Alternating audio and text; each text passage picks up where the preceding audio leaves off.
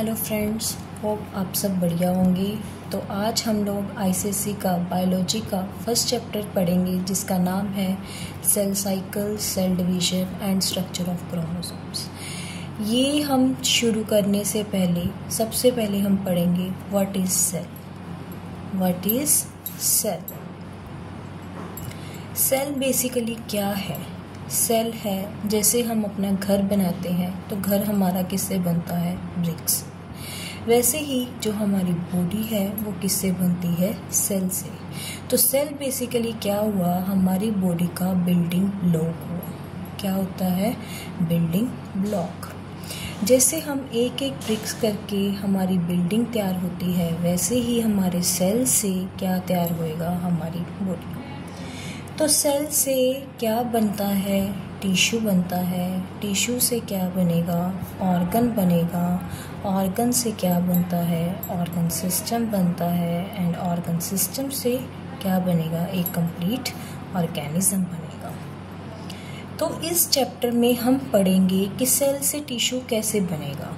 Cell से tissue बनने के लिए ग्रुप ऑफ सेल्स को हम क्या बोलते हैं? टिश्यू। क्या बोलते हैं? टिश्यू। तो ग्रुप ऑफ सेल्स कैसे बनेंगे? जब कोई न्यू बॉर्न बेबी होता है, जब कोई जो फर्स्ट टाइम बेबी का पता लगता है, तब वो एक सेल होता है। एक सेल से काफ़ी सारे सेल्स बनते हैं। वो सेल्स क्या करते हैं? सेल की क्या होती है? पहले एक सेल की ग्रोथ होती है, फिर वो डिवाइड करता है एंड देन न्यू सेल बनता है। इस तरीके से क्या होएगा? सेल का ग्रुप बन जाएगा जिससे क्या बनेगा? टिश्यू। टिश्यू के ग्रुप से हमारा क्या बन जाएंगे? ऑर्गन। ऑर्गन से क्या बनेंगे? Organ system and then organism. तो आओ हम लोग पहले चैप्टर के नेम में ही सब कुछ पढ़ते हैं। सबसे पहले है सेल साइकिल। सेल साइकिल क्या है? What is cell cycle? Cell cycle में हम पढ़ेंगे कि कैसे कैसे हमारे जो सेल है वो कैसे ग्रो करेगा, किस किस चीज़, कौन कौन से प्रोसेस के साथ वो क्या करेगा? ग्रो करेगा। देन हम पढ़ेंगे सेल डिवीजन। इसमें मैं आपको बताऊंगी कि सेल डिवीजन क्या है। What is cell division? Cell division में हम पढ़ेंगे कि ये दो तरह की होती है। जब इसका टॉपिक आएगा तो मैं इसको आपको डिटेल में बताऊंगी। नेक्स्ट हमारा है स्ट्रक्चर ऑफ क्रोमोसोम्स। तो अब मैं बताती हूँ क्रोमोसोम्स बेसिकली है क्या। क्रोमोसोम्स है जो हमारे करैक्टर्स हैं, हमारे जो फीचर्स हैं जो हमारे पेरेंट्स से हमारे में आ रहे हैं, that is with the help of chromosomes. अब बात ये है क्रोमोसोम बेसिकली कहाँ होते हैं? क्रोमोसोम्स कहाँ होते हैं? क्रोमोसोम्स हमारे सेल के अंदर होते हैं, न्यूक्लियस में प्रेजेंट होते हैं। क्रोमोसोम्स के अंदर क्या होते हैं? जीन्स होते हैं। जीन्स के अंदर क्या होते हैं? डीएनए। क्या होता है? डीएनए। तभी आप लोगों ने कभी सुना होगा कि डीएनए टेस्टिंग से ही हमें पता चल जाएगा कि इसका पेरेंट कौन है। तो बेसिकली क्या है, हम कहते हैं कि जो पेरेंट्स का डीएनए है वो ही क्या होएगा? बच्चों में जाएगा।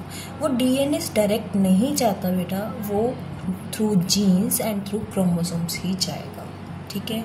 तो इस सब सारे को हम क्या बोल लेंगे, इस सब की हम डिटेल में अभी क्या करेंगे? स्टडी करेंगे। ठीक है। नेक्स्ट उसके बाद अब हम पढ़ते हैं what is cell cycle. What is cell cycle?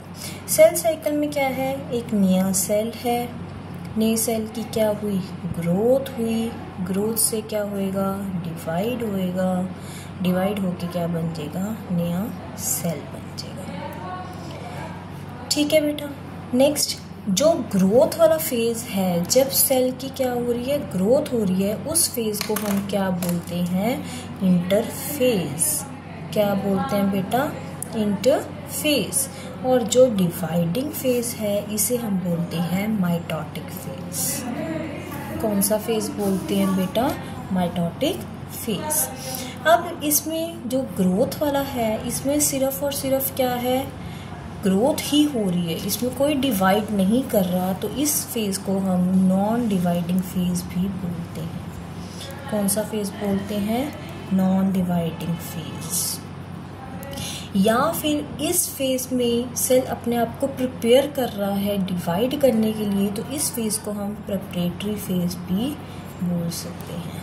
कौन सा फेज़ बोल सकते हैं? Preparatory phase. Okay, and then dividing का, जब डिवाइड कर रहा है उसको हम माइटोटिक फेज़ बोल देते हैं। इसके बारे में हम आज नेक्स्ट वीडियो में पढ़ेंगे।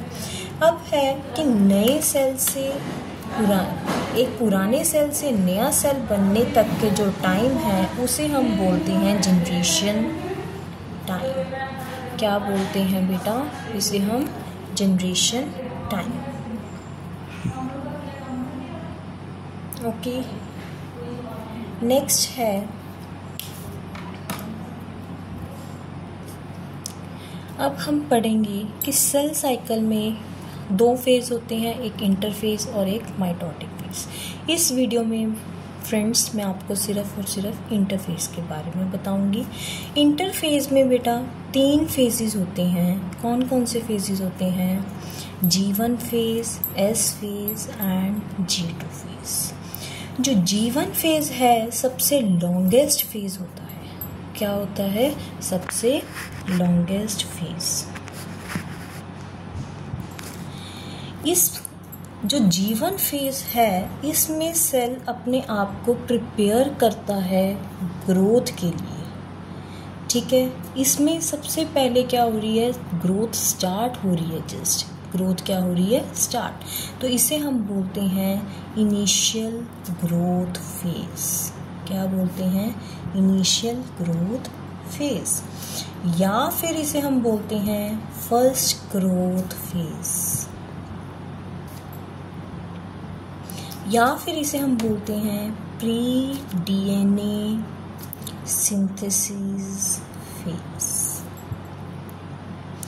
जो ये G1 फेज़ है ये बेटा 10 आवर्स के लिए होता है। कितने आवर्स के लिए होता है? Up to 10 hours. जो ये S फेज़ है ये होता है अप टू 8 आवर्स एंड जो G2 फेज़ है ये होता है अप टू 5 आवर्स। और जो M फेज़ है दैट इज़ माइटोटिक फेज़, ये ओनली 1 आवर के लिए होता है। ठीक है, any doubt? So friends, hope करती हूँ कि यहाँ तक आपको सब कुछ क्लियर होएगा।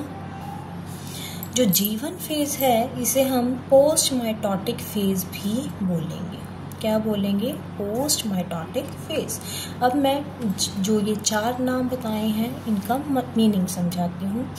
तो G1 फेज़ में क्या है कि सेल की ग्रोथ शुरू हो चुकी है, सेल अपने आप को प्रिपेयर कर रहा है डीएनए बनाने के लिए, तो इसीलिए हम बोलते हैं pre DNA synthesis phase.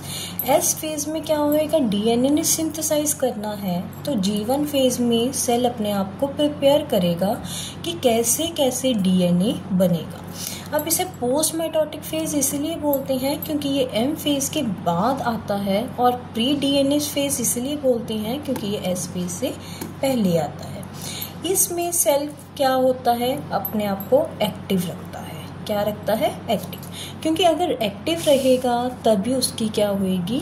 Growth होगी। अब डीएनए बनाने के लिए उसको क्या क्या चाहिए बेटा?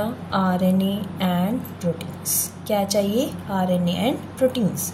जो आरएनए एंड प्रोटीन्स हैं वो इसी फेज़ में बनेंगे जब कोई चीज़ बन रही है तो सेल में क्या होएगा? उसकी वॉल्यूम इंक्रीज हो जाएगी, उसका साइटोप्लाज्म इंक्रीज हो जाएगा, सेल का साइज इंक्रीज होना शुरू कर जाएगा।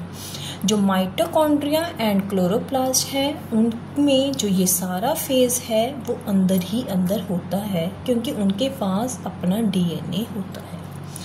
इसमें इस फेज़ में अब डीएनए में कोई चेंजेस नहीं आए, जस्ट सेल ने अपने आप को प्रिपेयर किया है डीएनए बनाने के लिए। Next is S phase. S phase को हम कौन सा फेज़ बोलते हैं बेटा? Synthesis phase. कौन सा फेज़ बोलते हैं? Synthesis phase. इसमें जस्ट क्या होएगा? डीएनए बनेगा। क्या बनेगा? डीएनए की अपनी कॉपीज बनेगी, डीएनए न्यू बनेगा, और ये सिर्फ और सिर्फ 8 आवर्स के लिए। Next is G2 phase. Which phase? G2 phase.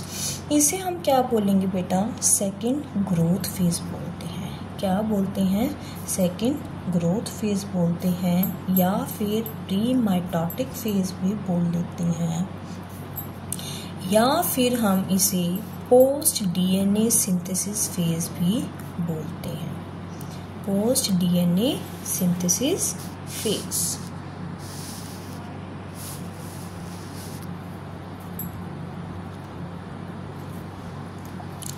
ये जो G2 फेज है ये सबसे शॉर्टेस्ट फेज होता है। क्या होता है? Shortest phase. वहाँ आपको क्वेश्चन पूछा जा सकता है कि इंटरफेज में सबसे शॉर्टेस्ट फेज कौन सा होता है? G2 phase. लेकिन फ्रेंड्स आपको वहाँ देखना पड़ेगा कि अगर उन्होंने सेल साइकिल में सबसे शॉर्टेस्ट फेज पूछा है तो M फेज आएगा, लेकिन अगर उन्होंने इंटरफेज का पूछा है तो G2 फेज आएगा। एंड इसमें क्या हो चुका है? DNA S फेज में सिंथेसिस स्टार्ट हो चुकी है। G2 में आके DNA की जो सिंथेसिस है वो क्या हो जाएगी? रुक जाएगी, और जो थोड़े बहुत RNA प्रोटीन्स चाहिए होंगे वो इसमें बन जाएंगे, और सेल ने अपने आप को प्रिपेयर कर चुका है किस में जाने के लिए? M फेज में जाने के लिए। जो M फेज है फ्रेंड्स वो हम नेक्स्ट वीडियो में पढ़ेंगे। प्लीज होप करती हूँ आपको ये सारा टॉपिक क्लियर हो गया होगा। तो please like, subscribe and share my YouTube channel.